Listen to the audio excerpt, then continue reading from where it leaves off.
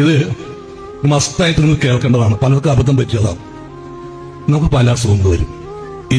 ഞാൻ ഒരു അസുഖങ്ങളുടെ ഷോപ്പിംഗ് കോംപ്ലക്സാണ് ഞാൻ. അപ്പോ എനിക്ക് എന്നേക്കാൾ ഉപരി ഒരാളുമില്ല ഇതിനെക്കുറിച്ച് പറയാനായിട്ട്. അത്ര അസുഖമുണ്ട് എനിക്ക് വലിയൊരു അസുഖം വന്നു. അസുഖം വന്ന് പറഞ്ഞ് എന്ത് രോഗത്തിനും ലിവർ ഡിസീസായിരുന്നു എനിക്ക്. എന്ത് അസുഖത്തിന്റെ ഒറ്റപ്പാലത്തോട് വൈദ്യുണ്ട്, എന്ത് അസുഖം മാറ്റുമെന്ന് പറഞ്ഞു. അപ്പൊ സ്വാമിയാണ് പുള്ളി. ഈ പാരമ്പര്യ വൈദ്യന്മാരാ. അവിടെ ചെന്നു. അടുത്തെന്താ പറഞ്ഞു, ഈ നിലംപരണ്ട എന്ന് പറയുന്നൊരു ഇലയുണ്ട്. നിലംപരണ്ട ഒരു ആയുർവേദിക് മെഡിസിൻ. അത് 51 ദിവസം കഞ്ഞിയിൽ ഇട്ട് കുടിക്കാൻ പറഞ്ഞു.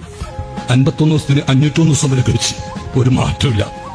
അപ്പൊ വേറൊരു പാരമ്പര്യ വൈദ്യന്റെ നിങ്ങൾ അറിയായിരിക്കും, മോഹനം വൈദ്യര്. നിങ്ങൾ എല്ലാവരും അറിയും. പേരെടുത്ത് പറയാം, കാരണം ഇപ്പൊ റെക്കോർഡ് ചെയ്യല്ലേ. ഞാൻ പോയിട്ട് എന്റെ കയ്യിൽ തെളിവുകളും എല്ലാം ഉള്ളതാണ്. എന്നെ കൊണ്ട് ഒരു പശു തിന്നുന്ന പുല്ല് മുഴുവൻ തീറ്റിച്ചു. അവസാനം ചാണാനിടുമെന്നുള്ള സംശയം വന്ന് അതേ അവസ്ഥയെത്തി. അത്ര പറമ്പിൽ കാണുന്ന സകല പുല്ലുകളും എന്നെ കൊണ്ട് തീറ്റിച്ച് ഒരു കുറവില്ല. കാരണം ബ്ലഡാണ് വൊമിറ്റ് ചെയ്യുന്നത് അത് കഴിക്കുമ്പോ. അപ്പൊ ഞാൻ അവസാനം പറഞ്ഞു ഹോസ്പിറ്റലിൽ കൊണ്ടുപോയി പറഞ്ഞു. അത് ചാകുമെന്ന് കണ്ടപ്പാ ഞാൻ ഇനിയൊരാൾക്കൊന്നും ഉണ്ടാകരുത്. നിങ്ങൾ ഈ പാരമ്പര്യ വൈദ്യന്മാരെന്നൊക്കെ പറഞ്ഞ് കുറെ ആളുകൾ തട്ടിപ്പും വെട്ടിപ്പായിട്ട് ഇറങ്ങിയിട്ടുണ്ട്. എന്തിനു ചികിത്സിക്കും? ക്യാൻസറാ, മുള്ളൻചീര മറ്റേ ചീരയിൽ ഞെക്കി അമർത്തി കൊടുത്താൽ ഈ പാവങ്ങൾ വിശ്വസിക്കുന്നേ.